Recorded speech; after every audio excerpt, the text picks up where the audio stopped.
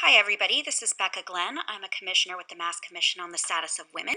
I am from Waltham. I've been on the commission since 2015. And for my day job, I've spent about 10 years doing elections work, grassroots advocacy, and lobbying, which is why they've picked me to speak to you today about what advocacy is going to look like. So, just a really quick review of what the bill process looks like in Massachusetts. Our legislative sessions last for 2 years. It starts in the odd year and finishes in the even year. For the first approximately 2 weeks at the beginning of the odd year is when most of the bills that will be introduced for the entire session have to be introduced. There is a late file process. It's really difficult, so that very rarely happens. So for the most part, all of the bills come in the beginning of the first 2 weeks-ish of the session. There's an average of about 7,000 bills that are introduced every session. They are assigned to issue committees. The issue committees hear those bills. They're passed out then, and then they are eligible to go to the floor. On occasion, a bill will need to go to a secondary committee after its first committee before it's eligible to go to the floor. And then the House and the Senate both need to pass a bill.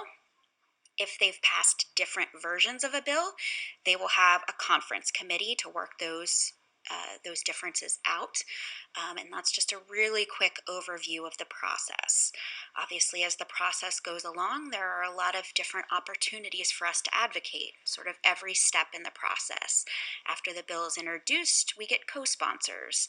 Having a lot of co-sponsors shows that there's a lot of support and makes the bill stand out among the 7,000 bills that are introduced.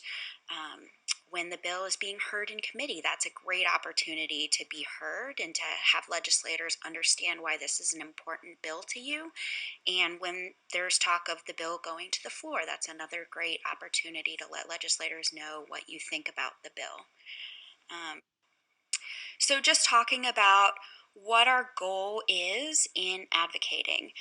As I mentioned, with 7,000 bills, it is really difficult to make your bill stand out. So in addition to all of the advocacy and lobbying and elections work that I've done with nonprofits, I also worked as a legislative aide for a year at the Massachusetts State House. And so I can tell you from experience that it is impossible for one legislator and one aide, which is what most people in the House have for staff. Senate and leadership have a few more, but they're working with very few people. They can't read every bill that comes out or know about every bill that is introduced. And so they really depend on people coming in to lobby them to bring their attention to bills. So sometimes it's just letting them know about something that they're already going to agree with, but that they haven't known was there. It's also really important. The most important person who can advocate is constituents. It's because you as a constituent hold the job of this person in your hands. They have to continue to get elected, and so they're going to care the most what you think. Time and time again, we have people who I explain this to, and then they come back from a lobby visit and they said, 5 of us went in there together, only one was a constituent, we introduced ourselves, and then the staff only made eye contact with the constituent and only wrote down their name. And that's just evidence that they care the most what a constituent thinks because, you're their boss. They might also care about somebody who can affect their chances of keeping their jobs, such as somebody who is a major donor, somebody who works for a large advocacy group that has lots of volunteers that are going to come out and work on their next election, or somebody who can give them a sense of what their constituents are thinking. So for example, if you happen to sit on one of our regional commissions and can say, hey, we've been doing these events, we've been holding these hearings, either on our own or in cooperation with the statewide commission, and this is what we've been hearing from people in your area, that might give you some standing. But constituents are the most important person to go in. So this right here is an image that you're looking at of some people who are advocating at a hearing. This isn't what it's going to look like for you. You'll be in their office, but you don't typically have a photographer taking pictures when you're in the office. So I don't have a picture for you of what it looks like. But what I think is important to note about this about this image is that, it's normal people listening to other normal people, and they're talking about why a bill is important to them. That is one of the most important things you can convey. These women are testifying on the paid family and medical leave bill, which is one of the bills that we're talking about. And they are talking about their particular situations with leave for the birth of a new child. In fact, that woman in red was in labor at the time this picture was taken, and after she finished testifying, she went on to the hospital to give birth to her new child. So they were telling their personal stories of how this bill would affect them, and that is something that can be really impactful to your legislator. So, the most important things that you can give as far as information are the number of the bill. If you just say, it's a bill about family leave with 7,000 bills, there's probably a lot of those. So, giving the bill number and then why it's important to you are the most important things that you can talk to them about.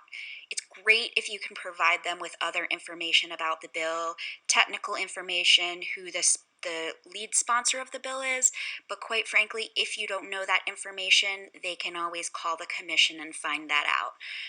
What they need to hear from you as a community advocate, as a constituent, as somebody who cares about this is, how's it going to make a difference in your life? So, talking a little bit about what the day is going to be like, this is a picture from a past advocacy day. So, we are going to gather in what's called the Great Hall of Flags. The reason it's called that should be obvious. There's one flag there for every city and town in Massachusetts. We will have a couple of speakers talk to you, and then you guys will go out in groups to do lobby visits.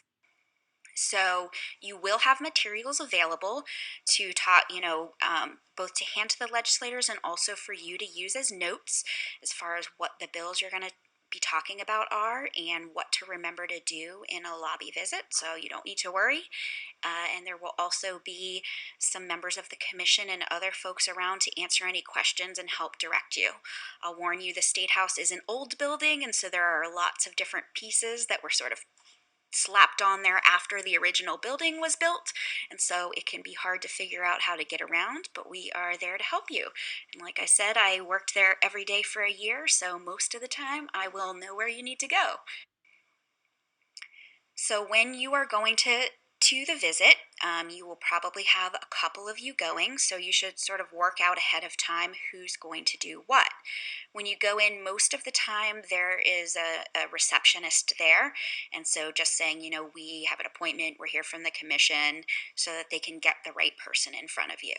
And then once you're in front of the right person, who might be the legislator or might be a staffer, you're going to give all of your names. Because of the importance of a constituent, it's really important, if you are a constituent of that person, that you say that you are. They will care more what you have to say. When I go in as a commissioner to lobby, I will frequently take a constituent, and I will go as well to provide sort of moral support and technical information, but they really care that that person is agreeing with what I'm saying more than what I'm actually saying. You can let them know, if you want, that you're there as part of the Women's Commission Advocacy Day. And if you have come to Advocacy Day with a particular organization and you want to let them know that, you can say that as well. So we will talk a little bit more about the particular bills, and you'll have a list. It's often helpful to thank them for the bills that have passed already, just to let them know that you'll notice when they actually do the thing that you're asking them to do.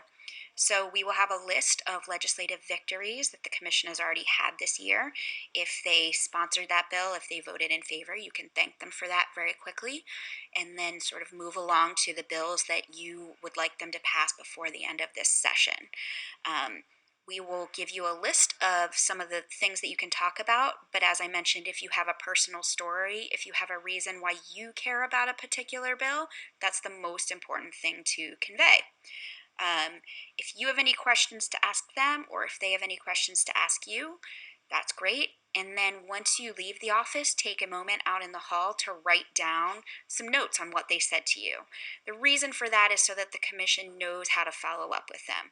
If they've asked for information that you don't know, which by the way is perfectly fine if you say, I'm not sure, but I'm going to bring this back to the commission and have them send that to you, that's totally fine. Just make sure to convey it to us so that we do that. Convey if they said that they would do a particular thing that you're asking to support the bill or to vote in favor of it, or if they expressed a particular concern with the bill, and what that was so that we can follow up with them. And it's also really great. I often, when I take groups of people to lobby, have them hop on their phones right out in the hall and send a quick email to the people that they met with, just saying, thanks so much for meeting with us. We really appreciate it. We look forward to working with you in the future, or, something along those lines. Just a quick note to thank them for their time.